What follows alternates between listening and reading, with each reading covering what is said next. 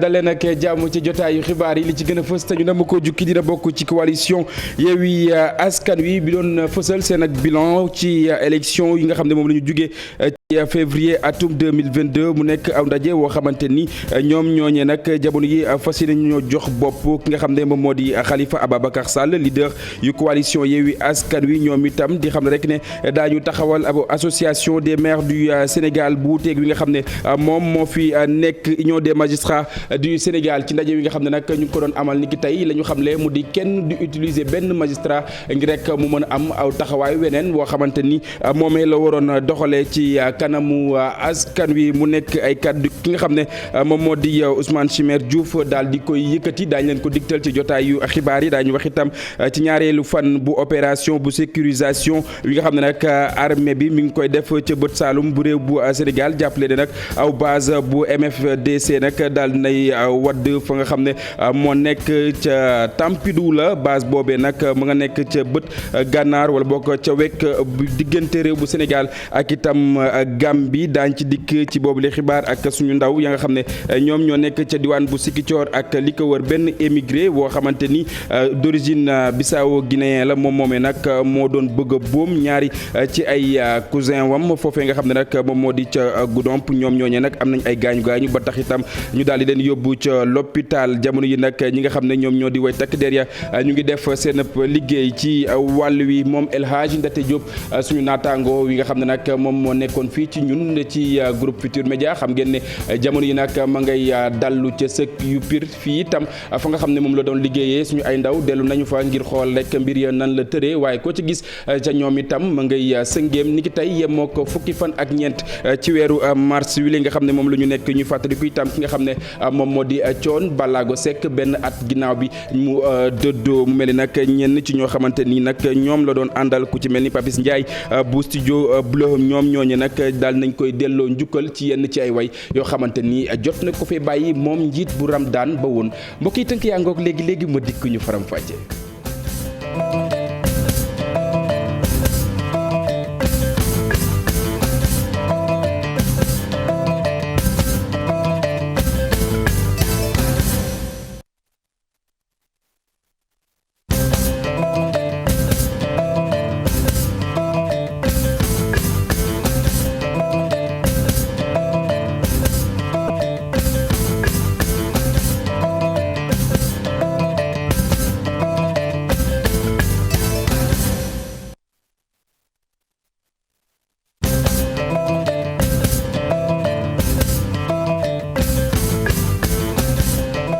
jërë ngeen jëf mbokk yi ñu nuyuwaat leen ci gën gi nuyu rafetlu ànd bi ak télévision Futur Média xibaar yi nañu ko junjee woon noonee la ñu koy dooree coalition Yewwi Askan Wi ñoom itam ñoo doon fësal seen ak bilan ci élection locale yu février atum 2022 aw ndaje la woo xamante ni nag ñoom ci seen bopp jamono yi nag jox nañu bopp ki nga xam ne moom moo di Khalifa Ababacar Sall leader yu coalition Yewwi Askan Wi di xam ne rek ne daañu taxawal beneen association des maires du Sénégal bu wuuteeg bi nga xam ne nag moom moo fi nekk ginnaaw aw ndaje bu ñu doon amal ni ki tey ji ñu teewlu ay kàddug njiit bu Pastef moom Ousmane Sonko.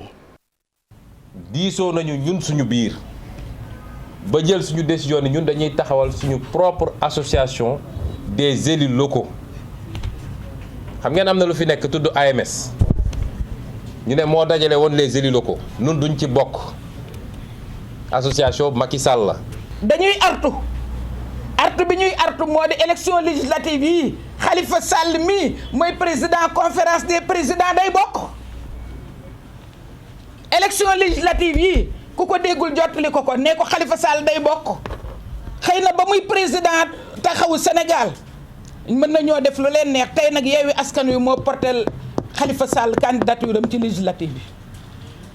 am nañu ko porté woon waaye boobu du même contexte bi ñooñu démocratie la ñuy défendre parce que lii dafa bokkul ci démocratie bokkul teguwul ci yoon donc M2D comme que dañuy toppatoo dañuy défendre démocratie ci Sénégal loolu moo tax ñu porté woon ko ci seen point 6 gannaaw bi ñu porté lu concerné Sonko ci point 3 bi ba pare parce que booba sax waxuñu Khalifa rek dañ ne Khalifa ak monsieur Karim Wade tey nag M2D mu ngi leen di wax ne décidé na ni président wu conférence des présidents même su bëggul bu Yewwi Askan Wi c'est vrai de ma préciser ni président de la conférence des présidents bu Yewwi Askan Wi parce que nag dafa am solo dëgg la ndax buñ nee Yewwi Askan Wi rek dafay suggérer beneen taxawaay est-ce que bu boobaa ku ñuy yeb la wala ku ñuy yeb est-ce que Yewwi Askan Wi war nañ ko yeb bu ñu nee Yewwi Askan Wi rek bu boobaa borom na defaruwaat parce que du ku ñu yeb du ko yeb lu boppam loolu moo tax c'est important ñu préciser que c'est le président de la conférence des présidents de Yewwi Askan Wi. du parparloo wala bokk ñu fi nekkal kenn ay kàddu la yoo xamante ni nag Union des magistrats du Sénégal ñoom ñoo ko yëkkati la ñu ca jublu bokk na rek ci gën a xamleeg askan wi du dul seen ak liggéey amuñu ca xàjj ak seen ni ki tey ji aw ndaje bu ñu doon amal fa nga xam ne moom moo di ca palais de justice ñu teewlu Ousmane Chimère Diouf mi nga xam ne moom mooy njiit la ci micro Maïmouna Ndiaye. lépp loo xam ne rek nit ki yaakaar nga ne lii lu ñuy jalgati ci sa yoon la sax boo waxtaanee sax nit ñi dinañ ut solution mais loolu moo gën yenn kàddu yi jarul ñu koy jëmal ci li nga xam ne mooy institution de la république yi. juge yi ku ci nekk li gën a tuuti presque ci dossier booy yor mën nañ na 500 la jëm kaw loolu bon benn nit mënul yore loolu yëpp ci liggéey ñu ne li nga war a def dafa war a gaaw. mbirum juge mbirum pouvoir ak mbirum opposition coow leen fii nii la ma sa mel musul changé bis bu ne ku nekk ci nguur dañu naan yaa ngi teg sa loxo ci justice ka nekk ci opposition ba toujours loolu lay wax danaan nguur gi mu ngi teg loxoom ci justice pour daan ñu loolu du waxi tey yàgg na il faut que ñu taxaw ñu wax leen ñun ay fonctionnaires lañu ñun état du Sénégal mooy suñu employeur ñun état moo ñuy fay ñun nguur fay ñun état du Sénégal mooy ki nga xam ne moo ñuy fay te état du Sénégal du mës a changer dañu bëgg ñu delloo ci xel yi parce que du ku ne boo ñëwee ci yoon rek la nga wax yaa am dëgg. juróom-ñaar ci ay mouvement citoyen ñoom nag ñoo dàq ba set li nga xam ne nag moom moo di système bu parrainage bi naka noonu itam ñu ngay dànkaafu ki nga xam ne nag moom moo di njiit bu réew bu Sénégal ci yenn ci ay dogal yoo xamante ni nag cour de justice bu CEDEAO daal na koy fësal boobaak léegi ci aw ndaje woo xamante ni ñu ngi ko doon amal ak ñi nga xam ne ñoom ñoo di way taskatu xibaar yi Fatou Bintou Konté Diafara Ba ñoo fa teewaloon télévision Futurs Médias. toll nañ ci juróom-ñaari mouvement citoyen yoo xam ne jamono ji ñi ngi ñaawlu système de parrainage bi nga xam ne ñu ngi ko bëgg amal ci élection législative yi ñu dëgmal. mouvement citoyen yooyu di fàttali njiitum réew mi décision cour de justice de CEDEAO bi mu xameloon ni li nga xam ne moom moo jëm ci système de parrainage dañ ko war a supprimer ci code électoral bi. président Macky Sall mu ngi salfaañee suñu àq ak suñu yelleef mu ngi salfaañee lu yoon wax. ñu jàpp nag ne dañoo war a jóg ne lii waru fi amee ndaxte bu fekkee ne yoon bi gën a kawe ci CEDEAO muy cour de justice de la CEDEAO moo jël dogal wax état du Sénégal président Macky Sall def lu ko neex. yoon moo ne nañu seppi parrainage ci wàllu élection président Macky Sall bu yoon waxee amul leneen lu mu ciy teg lu dul jëfe. Guy Marius Sagna ak ñi nga xam ne ñoom la àndal yu xam ne ni système de parrainage boobee buñ ko organiser sélection législative rek mooy am ndax kënu bëgg mu bokk rek moom mooy bokk. dugal parrainage ci élection yi te justice bu CEDEAO ne nañ ko ci dindi li muy tekki mooy président Macky Sall le 31 juillet bii di ñëw bëggul dem ci élection législative. bëggul organiser élection législative lu mu bëgg a organiser mooy sélection législative. ngir nag loolu bañ fee mën a am ndax dañoo jàpp ne bu amee ab hold-up électoral la ñoom mouvement citoyen yooyu dañoo fas yéene génn ci mbedd mi wane seen naqar. mbirum parrainage bi cour de la justice bu CEDEAO wax na nee nga doo àddu comme nag yow déglu woo yoon yar ngay déglu yar bi moom mooy mbedd mi dinañ ko génn taxaw yow wan la ne la lii du fi jàll ku xamul yedd xamoo yoon. xam nga yar mag yar la xam vip lañ di nga ko dégg yow vip ci mbedd mi dinañ ko régler ak yow incha allahu rabbi. mais balaa loolee ñuy ñaax ñi nga xam ne ñoom ñoo di ndaw yi ñu daw nag inscrire ci li nga xam ne moom moo di liste électorale yi li Sénégal moom mooy dànkaafu yenn ci ay dogal yoo xamante ni nag daal nañ koy jël mu ñeel ñi nekk ci télé yi wala bokk ci rajo yi ca boobule anam itam la dànkaafu ki nga xam ne nag moom moo di waa Sen TV ak itam Zik FM ci kàddu yi nga xam ne moom Ahmed Aïdara xam ngeen ne moom mooy jiit bu bokk moomeel ci yële jamono diwaan bu Géejawaay ci yenn ci ay kàddu yoo xamante ni da koy faral di yëkkati buy def li nga xam ne moom moo di revue des titres ak yeneen yu ni xeetoo naka noonu itam waa Sénégal di xam rek ne la muy def amul lenn loo xamante ni daal na koy teg ci yoon wala boog noonu la yoon daal di tëree mu ñeel lépp lu soxal wàllu audiovisuel fii ci réew bu Sénégal di aw communiqué woo xamante ni ñu ngi ko fësal ni ki tey ki nga xam ne nag moom moo di jiit la moom Babacar Diagne moom rek moom moo ko daal di xaatim. mbokk yi leneen lu mu leen doon junj bu ñu door yi la jotaayu xibaar bokk na ci ñaareelu journée bu opération de sécurisation bi nga xam ne nag ñu ngi koy def ca bët Saalum bu réew bu Sénégal armée sénégalaise bi itam di defal lu ni mel ngir rek daal di bàyyi xel wala dal ci kaw bu baax a baax nga xam ne ñoom ñoo di waa MFDC ci la jamono nag am na ñenn ci ñoom itam ñoo xamante ni jamono yi nag ñoo nga leen di topp ñu nekk ca base bu Tampidou nga xam ne nag ma nga nekk ca wekk bu réew bi di Gambie naka noonu itam ñoom ñuy xam ne rek ne daañu wëyal li nga xam ne moom moo di la ñu war a def ngir rek càmm kaaraange yi askan wi nga xam ne ñoom ñoo gën a jege ci yooyu le jamono ci yooyu le barab nga xam ne rebelle yi dañ leen di faral di sonal aw xibaar la woo xamante ni suñu ndaw la nga xam ne moom moo nekk ca diwaan bu Sikicoor ak li ko wër moom moo ko daal di fësal daañu ci dikkaat nu mu gën a yaatoo ak moom Boubacar Diassi leneen itam loo xamante ni junjoon naa leen ko aw émigré d'origine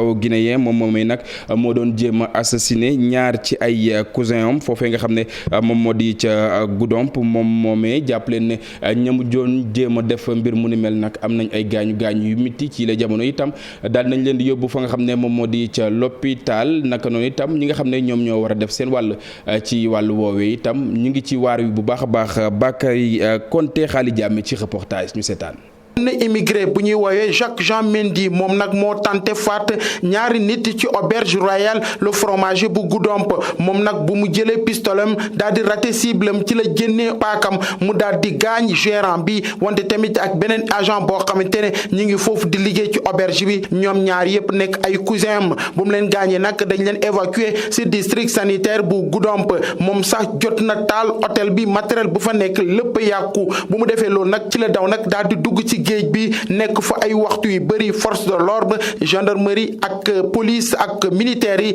daal koy wër ci ay waxtu yu bëri moom mu ngi ci biir ndox bi bañ a génn ay 15 heures nag bu mu jotee gendarmerie nationale ci lañ ko daal di jàpp buñ ko jàppee nag ñi évacuer ko ci hôpital régional bu Ziguinchor dinañ ko présenter ci kanam procureur de la. ñu àddu ci leneen mu soxal mbirub mairie bu Dioudoudou niki tey jii ci suba aw huissier de justice aw gendarmerie ak itam police ñoom ñoo gunge woon ki nga xam ne nag moom moo di sous préfet bu Sambanding Brassou ngir rek ñu daal di ubbi buntuk mairie boobee ngir rek jamono yi la équipe bu yees yi nga xam ne ñoom ñoo fa nekk ci yile jamono ngir ñu mën a toog mën a sanc bu baax a baax ñu teewlu ki nga xam ne moom moo di Moussa Dramé moom mooy premier adjoint bu maire Bafa ci micro Bakary Konté Xaali Jàmme. préfet bi le sous-préfet du préfet mais sous-préfet de l'arrondissement de Simbandi Brassou ak gendarmerie la brigade de Samine yoon na nit qui l'a représenté ici ak benn policier aussi qui était là ak agent judiciaire mooy huissier de justice donc huissier bi maître Mané moom tamit ñëwoon na pour fekk affaire bi pour ñu ubbi bunt bi donc bunt bi ubbi nañ ko sous-préfet si boppam moo ko ubbi maintenant man fekkeewu ma fu ñu koy ubbi parce que man li ma leen wax leer na dama leen ne man du ma fa dugg tant que l'autorité ne me donne pas l'autorisation de le faire donc tant que autorité waxul ñu dugg fa duñ fa dugg donc moom def na lépp il a ouvert la porte du ubbi na buntu bi donc je pense que ñun mun nañ fa dugg maintenant loolu tamit ay benn analyse la parce que boo ubbee buntu nga ne non dugg leen ci biir donc dugg leen ci biir looy def ci biir parce que bala ngay def dara ci biir il faut d'abord nga xam ni lan mooy dossier bi passation de service bi si boppam amul si passation bi amul mais ñun maire bi fan lay commencer et lu ñu war a xam mooy état si boppam ba kam bu may wax état damay wax le gouverneur et le préfet ñoom ñoo war a jël seen responsabilité parce que nit bu demee bu ñu gagné ko ba pare normalement le code des collectivités territoriales ak le code électoral ak yeneen code yi ñoom wax nañu leer l'état day fonctionner à travers ay loi moo fi nekk loi boobu la ñu war a respecter donc bu ñu ko respecté wul ñun lu ñu gis seen bopp parce que opposition lañu et li ñu war a xam mooy dëkk bi ñun ñoo ko bokk quel que soit opposition au pouvoir ñun ñoo ko bokk campagne bi jàll na élection bi jeex na ba pare donc ñun lu ñu fi nekk mooy def développement. ñile dañuy dànkaafu wala bokk ñuy yëglu muy intersyndical yu liggéeykat yu CNO ñoom itam la ñu bëgg mu di seen ak nekkin ñu gën ko ñoŋalaat lépp lu ñeel itam seen ak payoor ñu wan ko mën a yokku du taate itam ba rek ñu mën see jot ci saa yu leen soobee ñu teewlu ki nga xam ne nag moom moo yoroon seen ak kaddu Ahmadou Dieng lay wuyu Alioune Diagne moom moo tàttaan ay kaddoom ñu teewlu. La généralisation des contrats de travail précaires pour les nouveaux recrues avec des salaires mensuels de 60 000 francs CFA des salaires mensuels de 60 000 francs CFA chez les corps des releveurs et des plombiers sans outils de travail appropriés ni même de couverture médicale. La non-finalisation par l'État du Sénégal de la convention d'actionnariat des travailleurs du secteur de l'eau dans le capital de la CNO. L'accaparement du patrimoine foncier de l'ex-SONES. dañu déposé woon mémorandum bi CNO di waaj a yegsi nguur Sénégal ak fermier bi nga xam ne moo yegsi bees nañu nañ leen may ba ñu toog ñu waxtaan benn at waxuñu ñaar waxuñu ren ñu ngi ci ñetteelu at ñu ne leen fala budda danañ ci wax ren direction bi li mu bëgg mooy orienté ñu ci enveloppe avancement du personnel bi daan am chaque année ren ñu ne ko ñun suñu base de discussion mooy mémorandum bi lii moo waral coow li muy lu légitime nag ñu nekk ay délégué responsable boobu ba léegi ñi ngi ànd ci ñoom ci njëkk ak teraanga di waxtaan suñu daje bu mujj hôtel Days et Suites bi nekk Dakar lan la ñu DRH bi wax ñun li ñuy laaj comme augmentation sut na ko moom mi nga xam ne moo représenté direction générale sut na DG xëy na PCA bi la ñuy waxal ñu ne comme noonu la danañu wax ak PCA bi. bokk na ci li waral tawat bi ay liggéeykat yu nga xam ne li nga xam ne mooy jumtukaay yi ñu war a liggéeyee sooxe na ñoo xam ne li ñu war pour dem defi seen liggéey correctement nga xam ne. yeneen i liggéeykat bi la yoon nag liggéeykat yu Ecotra lañ ñoom ñooñee jàppaleen ne lu toll ci juróom-ñaari weer nag ñu ngi nii ngir rek ñu jot seen i salaire jafe-jafe la ba tax na itam ñoom ci seen bopp itam génn nañ daal di dànkaafu jàppaleen ci la jamono lu toll ci ñetti téeméeri ndaw jamono yi nag ñu ngi ci ay jafe-jafe génn nañ taxaw ca buntug barabok ba ñuy liggéeyee ca diwaan bu Diamniadio ñu teewlu ko yoroon seen ak kaddu ba mu àddoo Abdou Diouf Diagne la ko dénk ngir rek mu daal ñu koy yéegee. ñii nga xamee ne ñooy suma nawle nekk ci ginnaaw di ay ouvrier ñii di ay maçon ñii di ay conducteur ñii di ay ouvrier yu nga xamee ne dañoo gëm seen bopp ñu signé leen contrat CDD ñu xëy suba ñu ne leen seen contrat jeex na te avant ñu seen contrat yi di jeex dañ leen amel 7 mois ñii ñu amel leen 6 mois ñii ñu amel leen 8 mois ba fii may wax ak yow ñu dagg seen contrat dagg seen i téléphone mënatuñ leen jot. te xanaa sax wax dëgg yàlla Makka sax soo fa dee dem di nga fay say bor soog a dem am na ñoo xamee ne tey dañ leen génne seen kër yi mënatuñoo seen appartement yi amel nañ fa plus de 500 000 francs mënatuñ koo fay suñu xaalis lañu soxla dañu amel 7 mois ñii 8 mois dafa metti dañoo sonn ñun ay responsable lañ dañoo yor suñu kër yi yor suñu yaay yi yor suñu appartement yi di fay courant di fay ndox Abdoulaye Sylla yëkkati xaalis bu bëri ay milliards di ko joxe ci àll bi affaire samba su la bare yooyu samba alaar yooyu loolu lañu bëgg mu dakk daa war a dakk loolu daa war a dakk dañoo soxla suñu xaalis am na ñoo xam ne CDI lañ suñu waxee ñu jëlee ñu ay avocat ëpp nañ 300 personnes ñoo xamee ne fayaguñ leen ba léegi ñaari doomi aadama ñoom ñoo ci ñàkk seen bakken fanweer ak juróom ñetti am ci itam ay gaañu gaañu lu ni mel jàppale ne moom mooy bilan wi nga xam ne nag moom moo am niki tey ji ci suba fa tolloog Gouloumbou ak itam fa nga xam ne moom moo di diwaan bu Tambacounda xam ngeen ne Daaka ak Médina Gounass demoon nañu fa ngir rek amal xew-xewu diine boobee nga xam ne nag àjjuma jile weesu la ñu amal li nga xam ne moom moo di cérémonie officielle bi ki nga xam ne moom moo di Moussa Omar Gueye dellu suñu neenu ci ak ñun ci aw récit. ñaari nit ñoo ci ñàkk seen bakkan fanweeri nit ak juróom-ñett am ci ay gaañu gaañu mu nekk ñaari accident yoo xam ni nemmeeku nañ ko ci bi nga xam ni jeex na li ñuy duppee Daaka bu Médina Gounass accident bu njëkk bi mi ngi am ci wetu dëkk bi ñu naan Dar Salaam foofu nag dafa am benn oto 7 places boo xam ni dafa daal di nag mbëkk benn Jakarta bi nag ñaar ñi ci nekkoon muy ay waxambaane yu soqe ko woon ci Tamba bokk ci quartier Kanawetan ak quartier Dépôt seen bakkan daal di rot ñu daal leen jël yóbbu leen ci morgue bi de hôpital régional bu Tambacounda beneen accident bi nag foofu la blessé yi fare muy accident boo xam ne benn minicar dafa dérapé daal di daanu ci wetu dëkk bi ñu naan Jinkoore diggam ak Tambacounda toll ci juróomi kilomètre fanweer ak juróom-ñett ñooñu nga xam ne am nañu ay gaañu gaañu ñu rawle leen ci ay ambulance yoo xam ne ñu ngi soqeekoo ci hôpital ak fi nga xam ne moom moo fare ci sapeur pompier ñu daal di rawle leen indi leen ci service urgence bi nekk ci hôpital régional bu Tambacounda. ci kàddu Cheikh Dramé mooy responsable cellule communication ci hôpital ak kii di Assane Diatta SSI chef service soins infirmiers xamle nañ ni fanweer ak juróom-ñett yooyu daanaka ay gaañu gaañu yu yemamaay la lu ñu duppee ay blessés légers ci noonu nag hôpital bi jël ay matukaay ngir toppatoo leen seen wér-gi-yaram daanaka ña ca gën a bëri sax dañ leen di wàcc ñu daal di yàggal seen yoon ngir ñibbi ci seeni kër ginnaaw bi Daaka bi yeggee ci cappaandaw li. mbokk yi suñu naataango bile di El Hadj Ndate Diop jàppale ne nag ma ngay dallu ca sëkk yu pir googe mu fekk baax mu mel ni nag mbooloo mu takku daal nañ koy gunge ci këram gu mujj moo xam xarit àndandoo wala bokk jege ñaale ba fii nga xam ne ñoom la bokkaloon barabab liggéeykaay bi mu di yenn ci ay agent yu groupe Futur Média teewoon nañ mbir mu ni mel ñu teewlu reportage bu Cheikh Anta Diop ak Selatir. naqar ak tiis dal ñi nga xamante ne ay àndandoom lañu ay xaritam ay mbokkam rawatina ñi muy bokkal di liggéey ci groupe Futur Média ak RFM gi mu nekkoon kàddu gi benn la ci bi ñu tegee jaag bi fii ci jumaay Xaali Amar Fall imam Maodo Fall jiite julli gi bi ñu sëlmalee de ay ndaw yor jaag bi jubali janaase yi nga xamante ni moo féete penku jumaa ji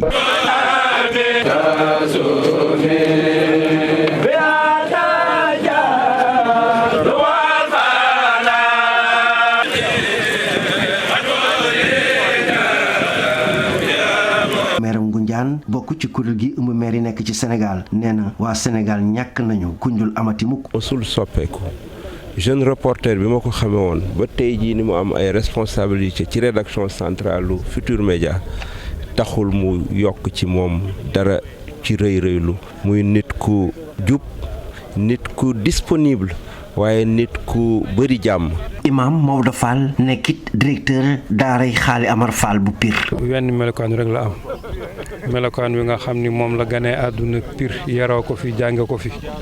ak melokaan bi nga xam ni moom la nekkee RFM ak fu mu njëkk a jaar yëpp ba ni ko buur yàlla jëlee tey dafa mel ni seede si lépp benn dafa tabaarakallahu. Malal Junior Diagne wax ci kàddu RFM. saa boo gisee ndaxte disponibilité bi ngay njëkk gis ci moom. même soo ko woowee sax au dépourvu ni que lii ak lii ak si sax mu jël sa liggéey boole ak liggéeyam def ko jàpp ñàmburam disponible si stagiaires yi disponible et généreux dans l'effort am diine aussi aj na màkk xam na te fonkoon na diineem fonkoon na njabootam nekk tam liggéeykat. docteur Massamba Gueye ne nag El Hadji Ndate Diop mii de am nañ ci moom yaakaar. man nijaayu jabaram laa kon Ndate mën na noo seede ne jullit àqan la mën na noo seede ne borom kër gu mat la mën na noo seede ne ku xamoon nu muy jëflanteeg nit ñi ku yaru woon la amoon nay diine. daanaka ay ndaw nag ñoo doon yëkkati ay xasaayit sëñ Touba.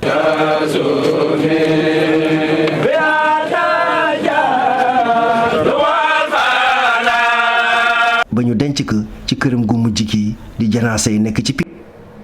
Cheikh Anta ñu ñaan suñu borom daal di koy àtte ci yërmande moom El Hadji Ndaté Diop duñu tàyyi di ko wax ci samay kàddu groupe Futur Média mi ngi koy jaal askan wi rawatina ak njabootam waaye jàppale ne keneen koo xamante ni nag bi mu dëddoo ak léegi toll na ci at fukki fan ak ñeent ci weeru mars wala ñu weesu ci la génnoon àddina moom Thione Ballago Seck ñenn ci ñoo xamante ni itam mi ngi doon ànd ak ñoom di wëyal bu baax a baax wàllu caada bokk na ci Papis Ndiaye bu studio Bleu moom moomee nag daal na koy rendre hommage bu baax a baax ci yenn ci ay way yoo xamante ni daal na koy tànn keneen koo xamante ni xamaguñu ko bu baax a baax ci wàllu caada day yëngu ci wàllu wér-gu-yaram moom di ko gëy ci moom moomee nag la ñu jaarale lu bëri ci moom Coro Mbaar Ndiaye Pape Sangone Mbaye ñoo dikkaat ci ndaje wi nga xam ne ñu ngi ko doon amal foofee.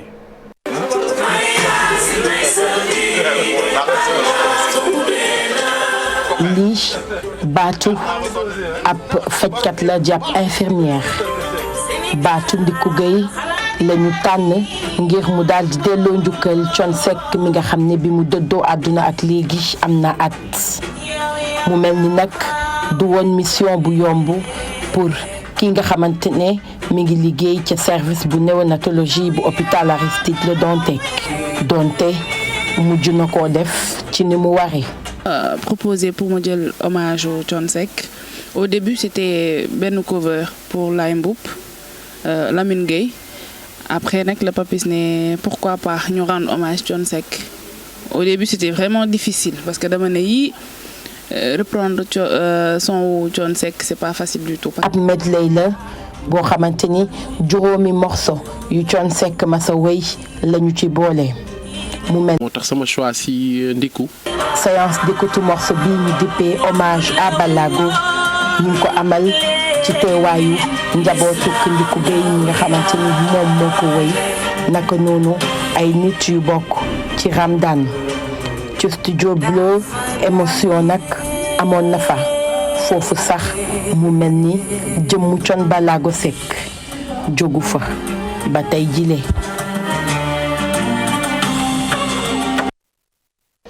Coro Mbaar Ndiaye moom Thione Ballago Seck bëri na ci morom ci ñoo xamante ni dëddu nañu ñu tey rek duñu leen fàtte benn yoon ñuy sàkku suñu borom daal di leen di àtte ci yërmandeem ñoom ak képp koo xamante ni fa la ñu leen fekk ak ñi nga xam ne itam ñoom ñoo leen jiitu yàlla nañu yeewoo fa nga xam ne moom moo di ca aljanatul firdawsi ñu jaare fa mbokk yi daal di bural jotaay wi dig daje ak rédaction bu télévision Futur Média léegi di ngeen am xibaar yi ci kàllaamay tubaab lu mooy loolee tam jox leen daje niki ëllëg à partir de 6h30 ci seen émission info du matin mu ñeel revue des titres jaa ngeen jëf mbokk yi ñu fanaan jàmm.